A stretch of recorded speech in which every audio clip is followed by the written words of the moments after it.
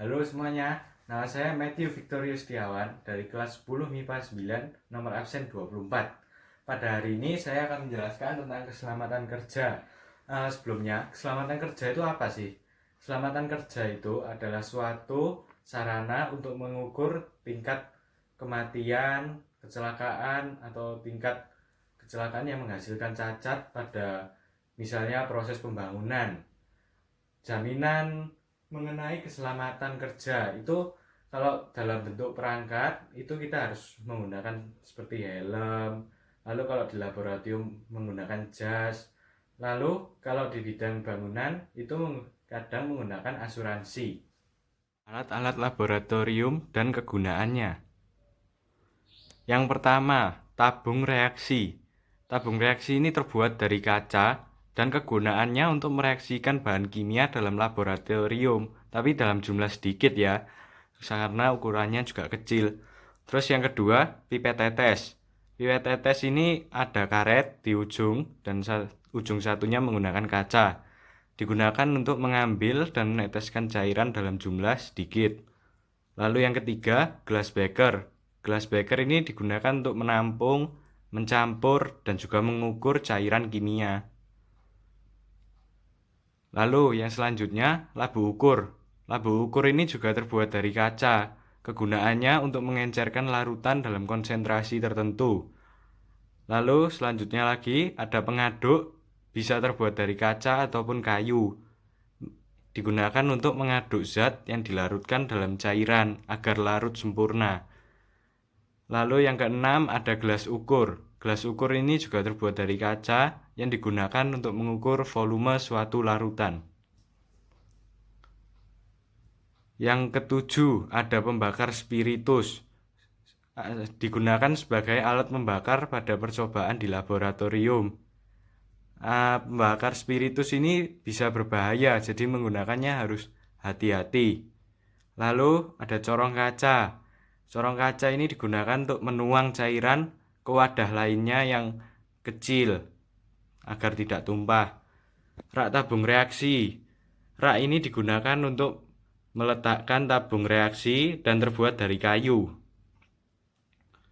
Selanjutnya mortar dan alu. Mortar dan alu biasanya digunakan untuk percobaan yang menggunakan bahan padat yang perlu untuk dihaluskan. Contohnya percobaan uji glukosa pada roti. Rotinya harus dilunakkan dulu atau dihaluskan menggunakan mortar dan alu. Lalu selanjutnya penjepit tabung reaksi. Penjepit ini digunakan untuk mengangkat atau meletakkan tabung reaksi saat dipanaskan. Karena kalau dipanaskan ya nggak mungkin kan kalau kita angkat sendiri, tangannya panas. Selanjutnya tabung Erlenmeyer. Tabung ini digunakan untuk menampung dan mencampur larutan, cairan, dan bahan yang digunakan pada proses titrasi. Selanjutnya kita akan belajar mengenai lambang, sifat, dan bahan kimianya. Yang pertama, lambang berbentuk tengkorak.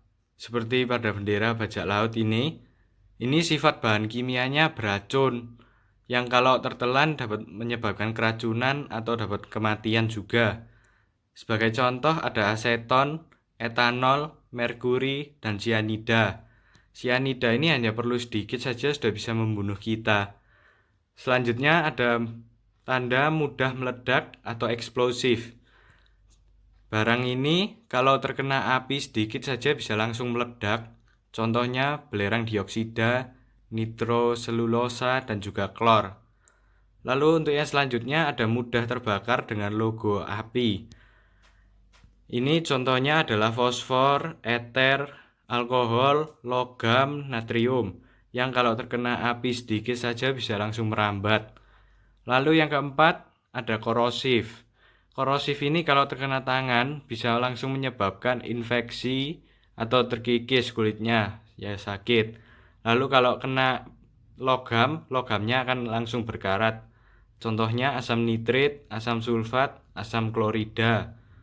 Lalu yang kelima ada harmful, berbahaya jika masuk melalui sistem pernafasan. Contohnya adalah kloroform. Kloroform ini dulu digunakan sebagai obat bius, tapi sekarang sudah dilarang karena berbahaya. Selanjutnya, tanda silang dapat menyebabkan iritasi. Iritasi di sini maksudnya bisa mata, bisa tangan juga. Contohnya kalsium klorida, amonia, belerang dioksida.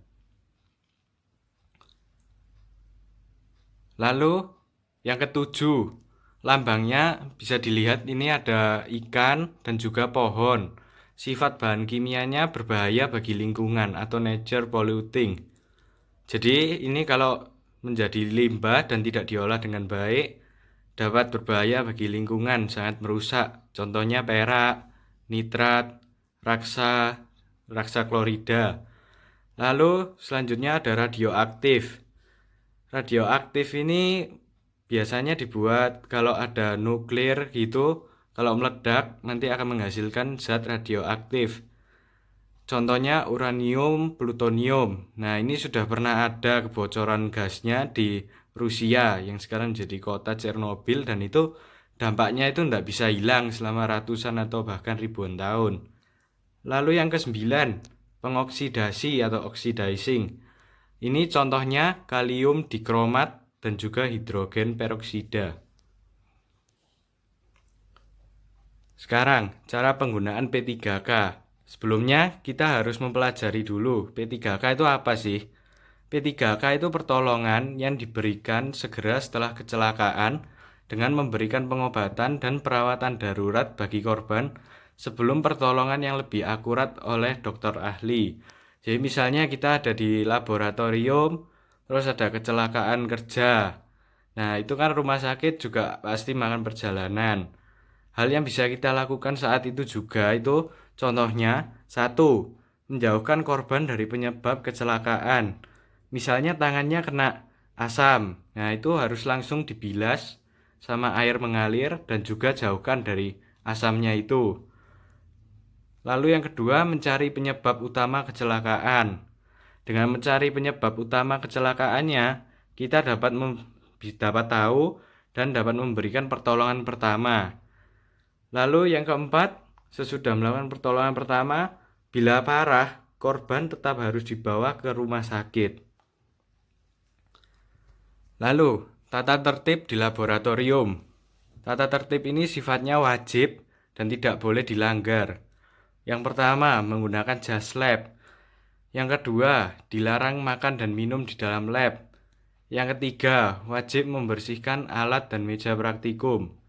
Yang keempat, dilarang berlarian di dalam laboratorium karena berlarian di laboratorium ini sangat berbahaya apabila ada pembakaran atau bagaimana. Yang kelima, dilarang bercanda yang berlebihan dengan teman. Bercanda berlebihan ini contohnya bercandanya itu sampai dorong-dorongan gimana. Terus yang keenam, untuk wanita yang berambut panjang. Untuk percobaan, seluruh percobaan wajib diikat rambutnya, terutama apabila percobaan yang melibatkan api. Nah, tadi kan sudah belajar kan mengenai tata tertib. Jadi kesimpulannya, di laboratorium jangan pernah main-main ya. Sekian dari saya. Terima kasih.